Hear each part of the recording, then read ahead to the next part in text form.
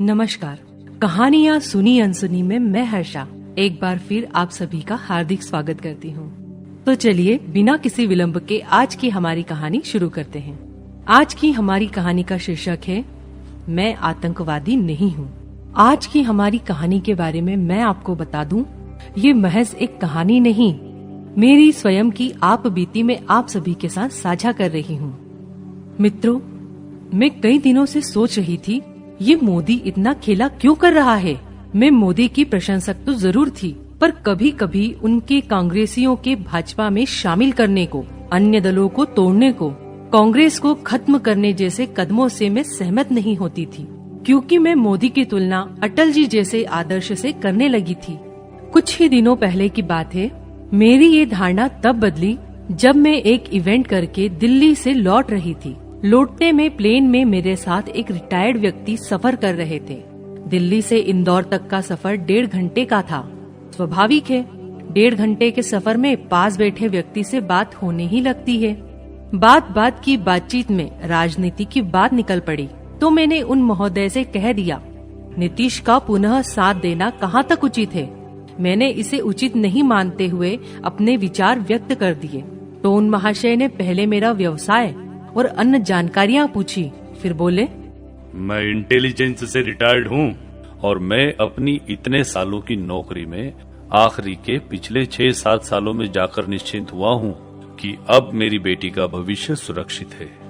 तो उन्होंने पश्चिम बंगाल, जम्मू कश्मीर, असम, अरुणाचल प्रदेश, महाराष्ट्र, केरल, तेलंगाना, कर्नाटक, तमिलनाडु, बिहार, उत्तर प्रदेश जैसे राज्यों की अंदरूनी स्थिति को बताकर जो विस्फोटक सच्चाई बताई, उससे मेरी आंखें खुली की खुली रह गई।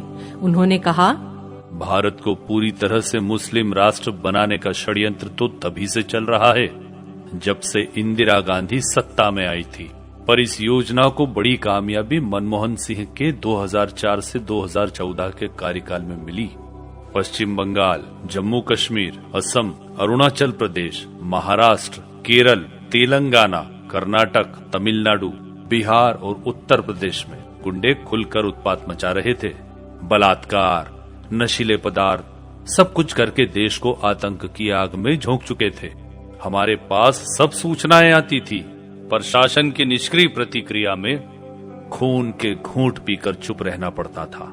हम लाख चाहकर भी कुछ नहीं कर पा रहे थे। इन राज्यों के बेबस लोग भयभीत होकर अपनी बहन बेटियों की इज्जत लूटने के बाद भी शर्म के मारे चुपचाप बैठे रहते थे या उनके डर से वहां से पलायन कर जाते थे, जैसा कि अभी बंगाल के संदेश खाली में हो रहा है।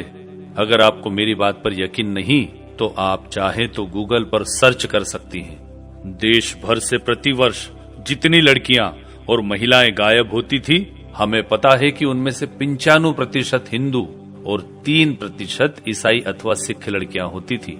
हिंदू लड़कियां अथवा महिलाएं लव जिहाद का शिकार होने के बाद कहां गायब हो जाती थी, पता तक नहीं चलता था। इनकी हत्या करके इनके अंग चेन्नई, बंगाल, बिहार के रास्ते नेपाल और श्रीलंका भेज दिए जाते थे, जिससे इन दरिंदों को मोटी कमाई मिलती थी। चयनित शहरों में ऐसे कई मिनी पाकिस्तान बन गए थे, जहां पर लड़कियों के घर वाले तो क्या, पुलिस वाले तक नहीं पहुंच पाते थे। आपने शायद कभी ध्यान नहीं दिया, मोदी जी के पहले कार्यकाल में मोदी जी ने हमारी इतनी हिम्मत बढ़ा दी थी कि हम ऐसे लोगों की सब सूचनाएं खुलकर प्रशासन तक पहुंचाने लगे। प्रशासन में कई रिश्वतखोरों ने कई बार गद्दारी भी की। इस कारण हमें भी कई बार नीचा देखना पड़ा, परंतु मोदी जी के दूसरे कार्यकाल के लिए जनता ने जो विश्वास दिखाया, उसके बाद तो मोदी, शाह, योगी, हेमंत बिस्व शर्मा, पुष्कर धामी, राजनाथ सिंह, अजित डोवाल और एस जयशंकर की टीम ने योजनाबद्ध तरीके से जो काम किया, उसने देश को बचा लिया। मोदी ने हर कीमत पर महाराष्ट्र, उत्तर प्रदेश, बिहार, कर्नाटक में विरोधियों से समझौते किए ताकि किसी भी कीमत पर विरोधी समर्थक दल चुनाव नहीं जीत पाए। इसका परिणाम भी सामने है। बॉलीवुड अब होश में है। जेएनयू में अब भारत विरोधी दंगे बंद हैं। जम्मू कश्मीर में अमन चैन आ गया है। देश में आतंकवादी घटनाएं लगभग खत्म हो चुकी है। उत्तर प्रदेश में पलायन की बजाय उद्योग धंधे लग रहे हैं। माफिया डॉन विकास दुबे, अतीक अहमद जैसे मारे जा रहे हैं। और अंसारी और आजम खान जैसे का आतंक लगभग खत्म हो चुका है। मोदी जी और उनकी पूरी टीम ने राम मंदिर का भव्य प्राण प्रतिष्ठा समारोह करवाकर सनातन का सम्मान बढ़ाया है, परंतु अभी आखिरी वार बाकी है। अभी जो हल्द्वानी में उकसाकर पुलिस कर्मियों पर हमला हुआ है ना, ऐसे हमले अभी और भी होंगे, इसलिए सतर्क तो रहना ही होगा। हमें एक होकर अपनी बहन बेटियों को, अपनी संपत्ति को और सनातन धर्म को बचाने के लिए मोदी जी का साथ देना ही होगा। पिछले 10 सालों में एक भी दिन मोदी जी ने कोई देश विरोधी काम किया हो, ऐसी कोई खबर सुनी है आपने? उनके किसी भी रिश्तेदार ने कोई संपत्ति खरीदी हो या घोटाला किया हो, ऐसी कोई खबर सुनी है आपने? इसलिए अपने आप में यही एक प्रमाण है मोदी जी का देश के लिए जीने का। समझिए आप, समझिए आप, समझिए आप। इतनी सारी सटीक जानकारियां सुनकर मेरा मन तो उन रिटायर्ड अधिकारी ने बदल दिया। मैं भी सोचने पर मजबूर हो गई कि जहां पर अपनी सोच खत्म होती है, वहां से मोदी जी और उनकी टीम की सोच शुरू होती है।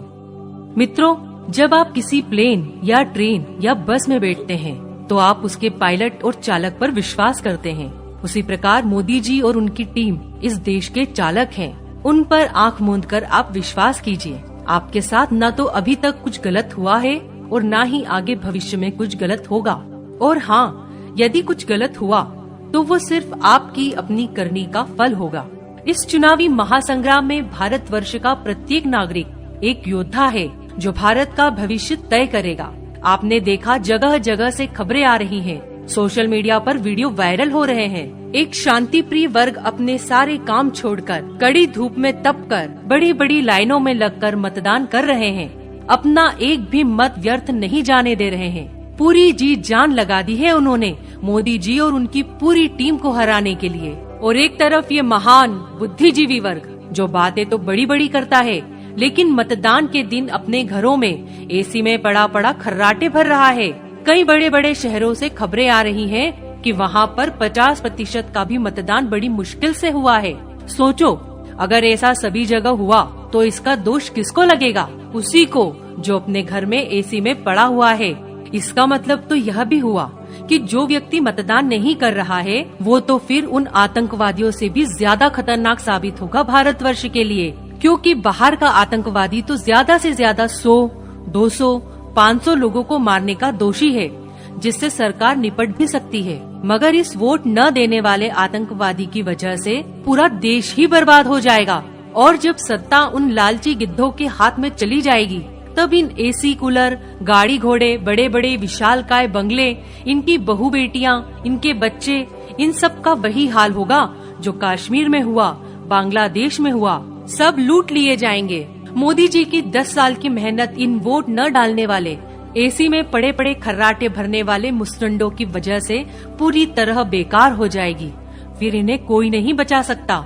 इसलिए मेरा तो आप सभी से यही कहना है कि इस चुनावी महासंग्राम में आप अपना एक अमूल्य वोट डालकर सिपाही की भूमिका अदा करें, न कि वोट न डालकर अपने आप को देशद्रोही, आतंकवादी साबित करें।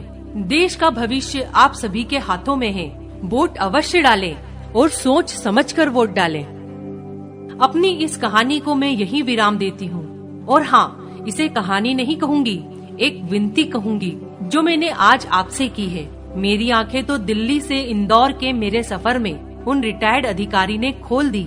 अब इस विनती के माध्यम से मैंने भी आपके सामने देश की सच्चाई रखने का प्रयत्न किया है।